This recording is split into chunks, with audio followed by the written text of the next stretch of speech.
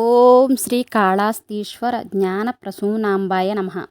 కర్ణాటకలోని నంజనగూడులో ఉన్న శ్రీ కాంతేశ్వర ఆలయం.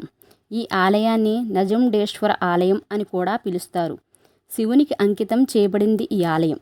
ఇక్కడ ఆయనను హాలాహలాన్ని నాశనం చేసేవాడిగా పూజిస్తారు. నజుండేశ్వరుడికి అర్థం విషం తాగిన ప్రభువు అని అర్థం. హిందూ పురాణాల ప్రకారం సముద్ర మథన సమయంలో విశ్వాన్ని నాశనం చేసేటంతటి ప్రాణాంతకమైన హాలాహల విషం ప్రపంచాన్ని రక్షించడానికి శివుడు విషాన్ని సేవించాడు.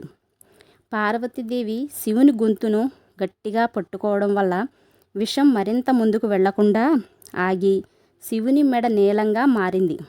ఈ కారణంగానే శివుణ్ణి వైశాఖంతుడు లేదా శ్రీకంఠేశ్వరుడు అని కూడా పిలుస్తారు. ప్రధాన గర్భగుడిలో గౌతమ మహర్షి చారిత్రాత్మకంగా ప్రతిష్ఠించిన శివలింగం ఉంది.